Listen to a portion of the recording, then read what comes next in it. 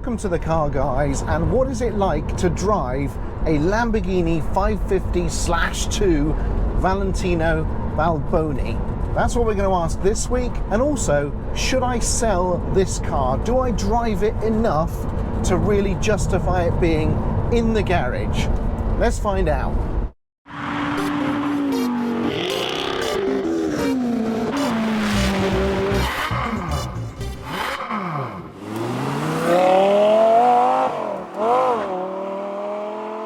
So here we are, it's the Lamborghini Gallardo Valentino Balboni 550/2. I've had this car for 8 years, and whenever I've gone for a drive in it, it has always tried to kill me. So I expect today will be no different. So what's the Valentino Balboni driving experience like? Well, it's short-armed, long-legged, very light, easy to use gear stick, very light clutch, quite spongy long travel brakes, and a hair trigger throttle. You've got a very small steering wheel that reacts instantly to your inputs, and as a result, it is quite fidgety. I mean, that's a bit of an understatement. It's very, very, very fidgety. It's scary, it's terrifying. We're now up to temperature, so I think it is time for the beans.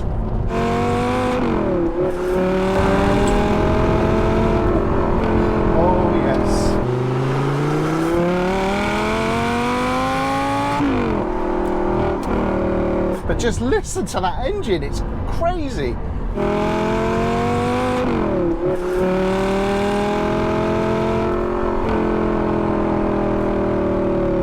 Because it's a Lamborghini, it properly bellows when you floor it, like this.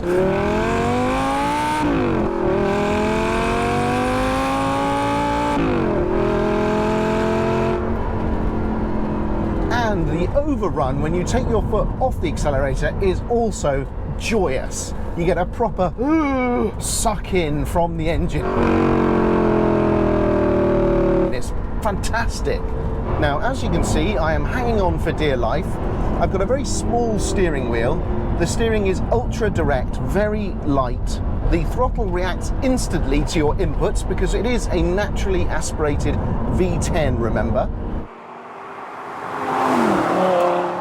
It's got a very long throttle throw, so very rarely do you have the space in the UK to put it all the way to the floor. Most of the time, I'm way too scared. I do, of course, have this fantastic metal-gated shifter with a huge head on it.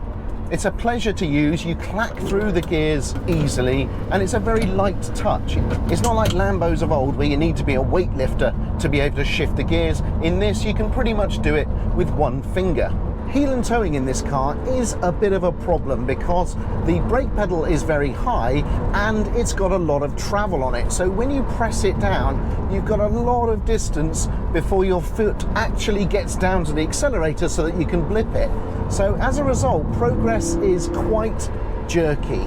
Here we go, ready? So down to a corner, spongy, spongy, spongy brake, roll over. Yeah.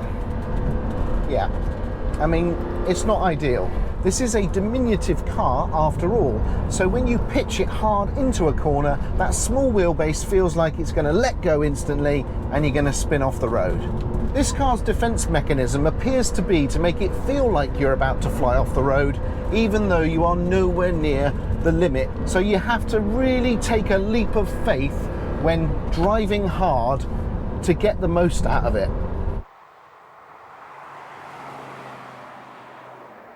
But then you remember that it's got enormous tyres, so on a dry day like today, the grip is actually pretty fearsome. What I have noticed is that if you overcome the initial terror that comes from this car telling you, I am going to kill you, if you ignore that for a second and push on and push harder into the corner, the grip is there. Obviously, if there's even a hint of moisture in the air or on the road, then you're a dead man. There is no way that this car can put down its power. It will spin the wheels up to fourth gear. So a wet day is a definite no-no for a Gallardo Balboni. But on a dry day, it is fantastic. Now it is very stiffly sprung, this car, so across rough ground at low speeds the ride is intolerable. It's so bouncy it will shake the teeth out of your head. But when you're really pressing on and you're really pushing into the corners, that suspension makes sense, because actually, although it's hard, you see what I mean? Although it's hard, you can lean on it and it won't ground out. It will keep you safe, and it will attempt to keep as much of that rubber on the road as possible. Here we go then. Oh, listen to that, listen to it. Oh my goodness. I mean, it's like hell has been unleashed. Well, there you go, there's a downshift. Very spongy brakes, a lot of travel, does tend to upset the car if you're not careful. Stomping on the brakes is really not a good idea in this car. Oh my God, Jesus. This thing is so fast. That's the thing, it actually catches you by surprise. The steering weights up as you pick up the speed. What's particularly alarming is how quickly it piles on the speed when you press the accelerator. No turbos, you just put your foot down and it goes. And if I'm being honest, I am generally not brave enough to press the accelerator all the way down. Because there's so much travel in the brake, when you press it, you don't get any initial bite whatsoever, and you actually feel yourself push forward and the car almost lean forward as you press the brakes, which is a bit unnerving because it feels like it's going to unsettle the rear, which is not what you want, particularly if you're braking into a corner.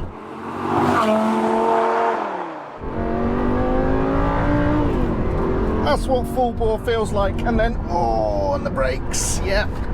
And then into the corner. Now you've got nothing in front of you, so it looks like we're literally licking the road, but as a result, it does let you place the car in the corners very well. It's not a particularly wide car, so again, it perhaps feels a little bit more nippy. Oh my good God. Oh. Jesus. There you go, look at the change of direction. And then stomp, there you go, stomp down, heel and toe, use that perfectly weighted, beautiful gear stick, and then we're away. I mean, there's a good reason why this is tipped as one of the all-time great driver's cars. If you are brave, if you have the brass cojones to drive this car hard and as it's supposed to be driven, the harder you drive it, the more it rewards. But the fact that it makes it feel like you're going to crash all the time is unnerving, I have to admit. And it's probably why I haven't driven it that hard at all. Now, of course, this is a 2010 car, so it's getting on a bit. Inside, the tech is ancient and almost entirely worthless. If you want to try and sync a phone, forget it. If you want to try and use updated sat-nav, not really its thing. But if you ignore all the tech in this car, which I am prone to do, just focus on the driving experience. Everything else, it's a waste of time. Ahead of me, I've got two big classic Lambo looking dials, a rev counter, and I've got my speedo. I've got some fairly dated LEDs in there as well to give me additional information, like for example the time. No idea why I want to know that. The full date, including the full 4-digit year. No idea why I want to know that. The trip counter, and of course the mileage. This one is now done just over 10,000 miles. Right in the center, I've got a color display, and that's showing us things like temperature and range, which in this car it's important because that V10 engine will drain the fuel tank pretty damn quickly. It also has quite a sensitive fuel level gauge, so the warning bell will come on when you've still got about 80 miles petrol still in it. Seems a little bit premature to me. The interior is classic Italian. It's very stylish and not very practical at all. You've got a cream section through the center transmission tunnel, proper handbrake, and tons of buttons cascaded all around. The climate control system is actually pretty good, but the method of actually using it is absolutely terrible. What on earth made them think that you should press a button to switch between the fan and the temperature? I have no idea. The fan also has a mind of its own, so when you think it's blowing at level 4, it's in fact inexplicably gone down to 1. I love the fact there's 3 important gauges sunk into the top of the dashboard. We've got our oil pressure, temperature, and we've got the battery level. The car comes as standard with daylight running lights on, but you can actually turn it off, which is nice if you don't want people to think you're constantly bearing down on them like an old touring car. The stalks for the indicators and windscreen washers are very insubstantial items, but on the whole the interior is a triumph because you've got high quality leather, you've got a good use of colour and tone. It's a lovely place to be, and it does feel uniquely Lamborghini.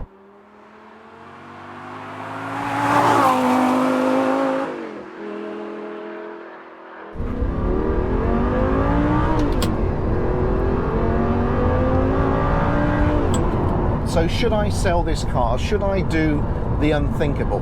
Well, to be honest, I do not drive it that much. I mean, obviously I haven't driven much during the pandemic anyway, but this car in particular doesn't get an awful lot of driving. It's a bit of a workout.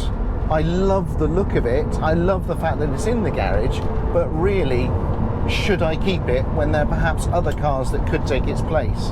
Then there are the servicing costs, which tend to be quite high. I've also got more cars coming into the garage this year, so I kind of need the space. The good news about the Balboni is that since I bought it, it has appreciated significantly. And remember, this is one of the highly coveted and exceptionally rare right-hand drive manual Balbonis. So out of the 250, it's believed less than 10 are this configuration. So it's a very, very rare car and therefore quite valuable. It would of course mean the end of my Lamborghini ownership, but I have to confess I've not really ever truly felt part of anything for having a Lamborghini. In terms of the modern stuff, just does not do anything for me. I know I think I've said that before. There's really nothing in the Lamborghini range that excites me or makes me want to buy it. But what do you think? Is it time to move the old girl on? Is it time to retire Valentino as his real life counterpart has done? Move off to a Tuscan villa somewhere, eat good pasta, drink fine wine, and think about the glory days? Maybe. I think it might be that time. As heartbreaking as it is, you just can't keep everything, can you? Can you? Can you? Thank you for watching this episode on the Lamborghini Valentino Balboni. I hope you enjoyed it. I hope you found it useful. If you like what we're doing on The Car Guys, please subscribe. We're trying to get to 100,000 subscribers. Leave comments and likes, and there'll be another episode next week.